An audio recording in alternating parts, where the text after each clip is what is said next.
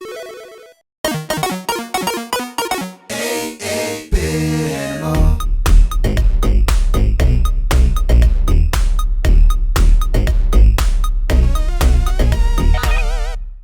you doing, good people?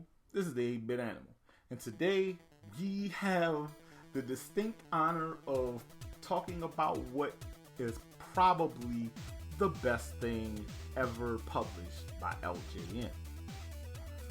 It's a video board game, a quintessential party game, and it has probably one of the better soundtracks for a game that wasn't a traditional game on the NES. And I'll get into a bunch of what makes this particular game unique in a second. Today, though, we're going to take a look at Pictionary.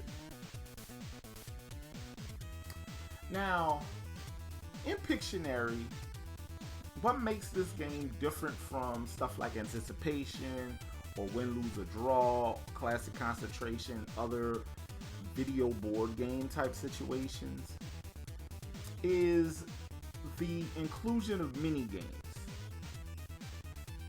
The mini games help you piece together what the picture is supposed to, a drawing of what you're supposed to be naming, right? Instead of having to actually draw it out. And this version, the regular game as it's called, is actually the more fun of the versions of Pictionary. The alternative version is okay, but the whole thing where you have to draw your own drawings, instead of doing these cool mini games with the dope soundtrack, yeah, it's okay, but it's not as fun. I'ma just keep it a buck. And there's too much dependence on the honor system with the alternative game also.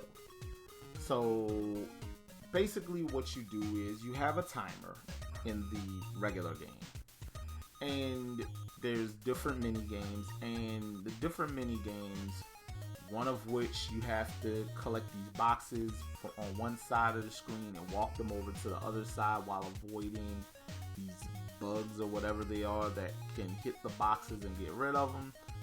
Those boxes are pieces to the drawing. And when it's over, you have to use what you have to determine what the picture is.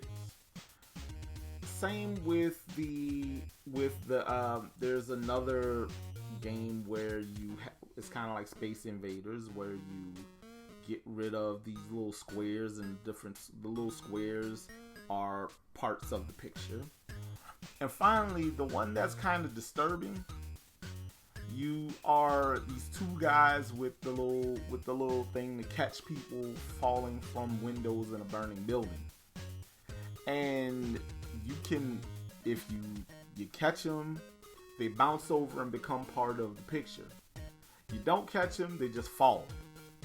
I think the word splat pops up, but it's kind of dark. Kind of dark. But yeah, once that's all done, you come up with the answer to what you're looking for. If you don't get it right, the game doesn't tell you what it is, and you just keep moving from there. This game is a lot of fun in that regard, where it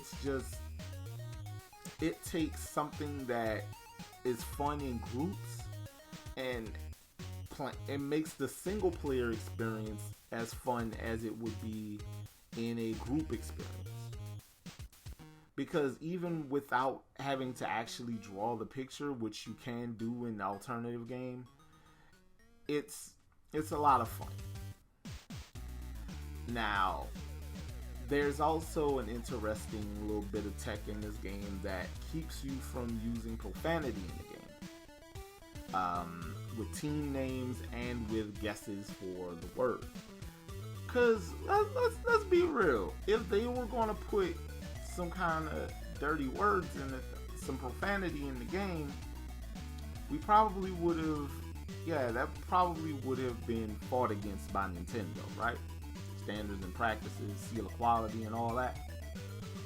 But yeah, this is a fantastic little party game, and it's a decent little single player experience as well. So don't sleep on it. Now, if you need you need a copy of this for your collection for party game nights and all that.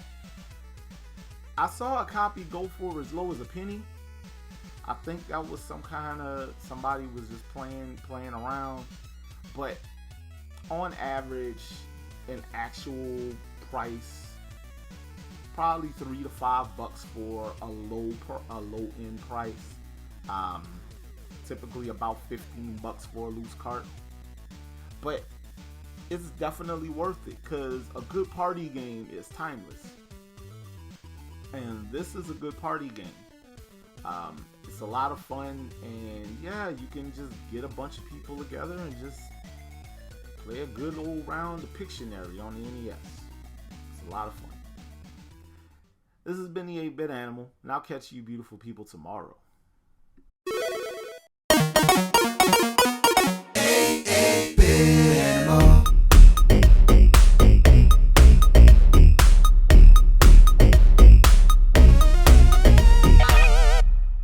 Tomorrow.